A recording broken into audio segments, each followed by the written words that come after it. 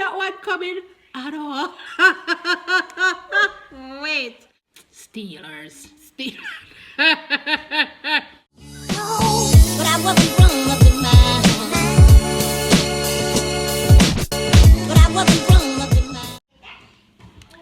Hi guys, it's the Island Girl and I'm back with another reaction video for you today. And today we are reacting to the top 10 things America stole from Britain.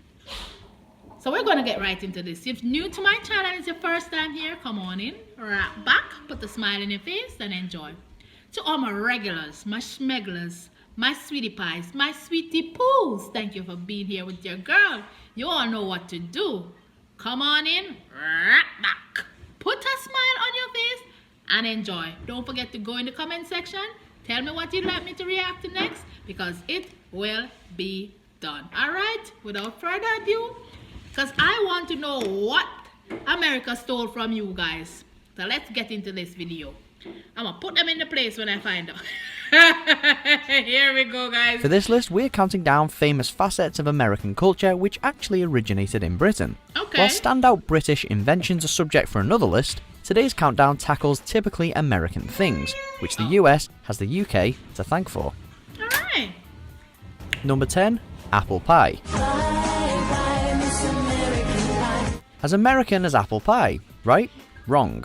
The sweet treat is a staple on US dining tables, but the British were the first to serve it way back in the 1300s. A popular dessert throughout European history, with Dutch and Swedish styles also inspiring menus worldwide, it was taken across the pond with the 17th century colonists. Since then, apple pie has become a standout symbol of US patriotism, as well as a central component to a teen comedy franchise. It's not what it looks like.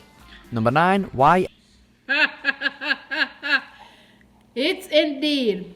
And can I be honest with you? I've never had it.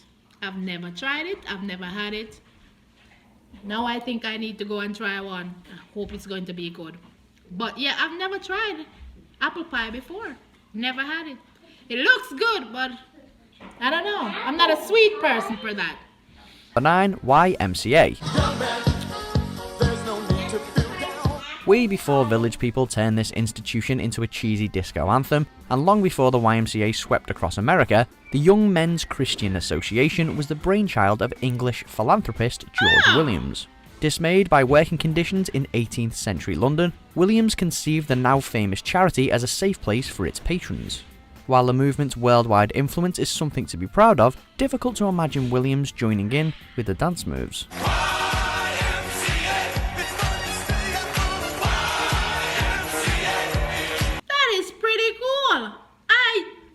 I didn't know that. Number 2 things that I really didn't know. YMCA. And they kept it the same way. They didn't make any changes to it. Isn't that something? Let's Number 8. Number 8. Chocolate bars. I think I'll eat it now. Candy bars are big business stateside. But before Mars, Hershey's, Milky Bar or Baby Ruth, there was one bloke in Bristol making confectionery history. Joseph Fry finalised the first mass-produced chocolate bar in the mid-1800s, around the time that the Dutch developed a chocolate press. Fry's chocolate cream hit shelves in 1866 with a famed fondant filling, and the bar can still be bought today. John Cadbury quickly followed suit, while the likes of Hershey's didn't arrive until the late 1890s. Number 7.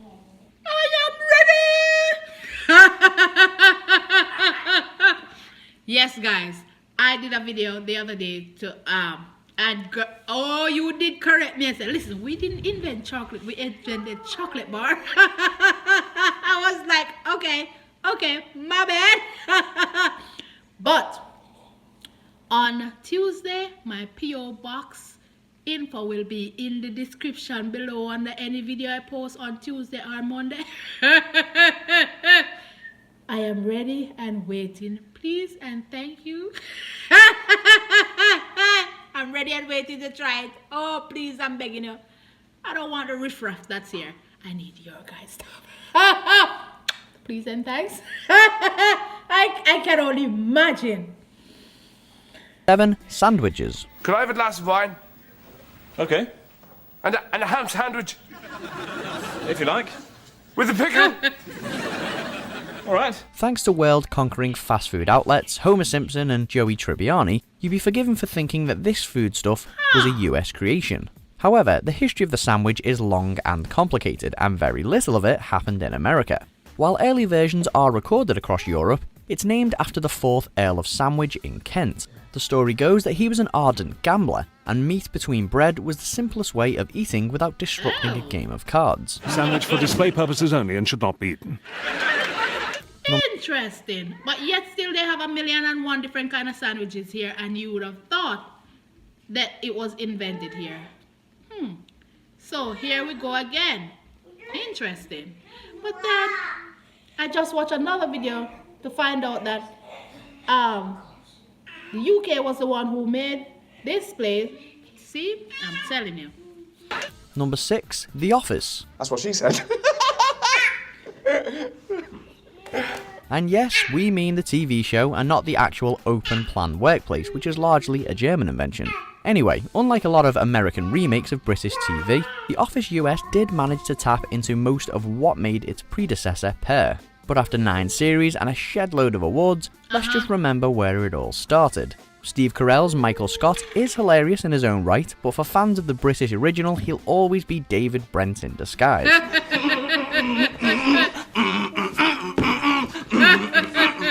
Yes, Number I'm aware of that. I saw it in another video, and I was like, really? And then I get it. The strange sense of humor. 5. Number 5. Plastic surgery. Wow, that came out of me. From Botox to boob jobs, America is the world's leading market for cosmetic surgery, with millions going under the knife every year. But the industry was by no means born in the USA. Sir Harold Gillies is often credited as the father of plastic surgery, a New Zealand-born, London-based surgeon who gathered leading physicians to treat thousands of soldiers who had been injured or disfigured in World War I. Gillies' work became a blueprint for all sorts of reconstructive procedures, and a starting point for today's aesthetic options. Number 4. Can you believe that? Can you believe that? Isn't that something?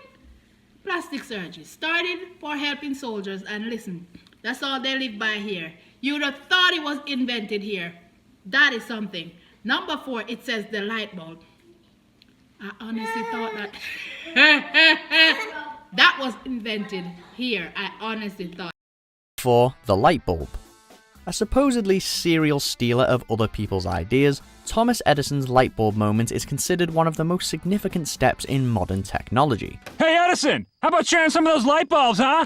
Hey, figure it out for yourself, man! But experts are continually divided on just how much Edison did to develop the design. Before the Wizard of Menlo Park, there were countless other scientists creating electric light and light bulbs, not least British pioneers including Humphrey Davy and Joseph Swan.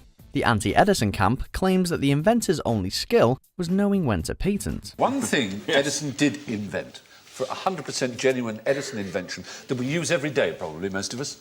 Is it nasal hair clippers? Number 3. Donut. I honestly thought the light bulb was invented here in the US, to be honest with you. 3. Donuts. One little bite won't hurt you. Now, the origins of the donut are a sticky affair, with claims and counterclaims sending historians round and round in circles. However, while a stronger suggestion remains that the Dutch took the treats to America in the mid-19th century, a 2013 discovery seemingly proves that the Brits were baking them at least 50 years before. Baroness Elizabeth Dimsdale's cookbook dates to 1800 and includes a strikingly similar recipe. A deep-fried concoction of sugar, eggs, butter and yeast, add some icing, and it's the real deal. Give me that donut. Give me that donut with a little cherry filling on the inside. I don't do sweets, but some things I'll eat. I gotta be honest. Oh, it looks good. Guys, I'm telling you, whatever you guys invent. 2. Baseball. A national sport and obsession in the US, baseball was born in the UK.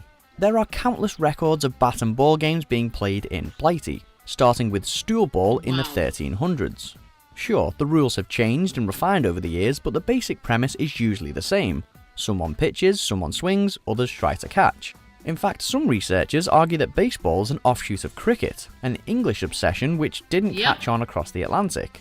At all. I always think that too. From playing cricket, I always say, okay, it's a spin-off between the two.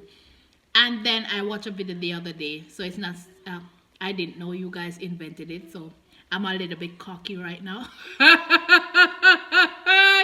a little bit cocky now because I watched the video before and know that you guys invented them out, okay? So I'm not too surprised because I have foreknowledge. Number 1, the Star Number 1. Spangled Banner.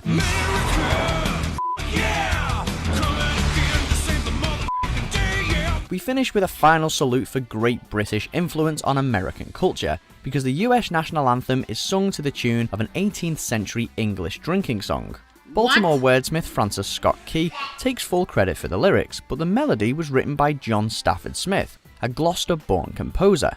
The Anacreontic song, as it was originally known, was regularly belted around a prestigious London gentleman's club, where wealthy people met to wine and dine. You got to be You got to be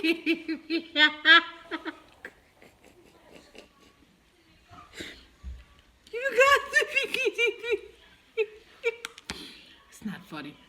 You're telling me. No. You're telling me that the anthem is from a junkie.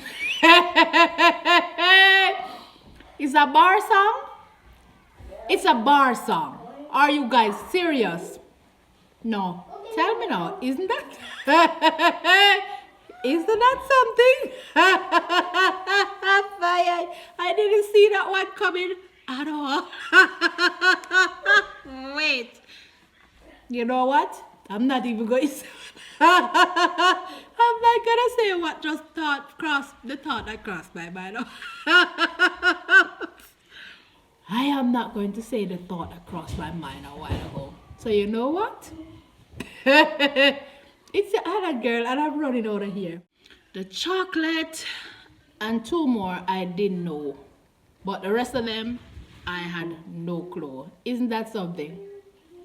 Steelers. I hope you guys enjoyed this. Don't forget to go in the comment section. Tell me what you'll like me to react to next because it will be done. It's the Island Girl. I love you guys to the max. Guys, if you wish to check me out on Patreon, the link is also in the description below. Catch you guys in another video. Bye.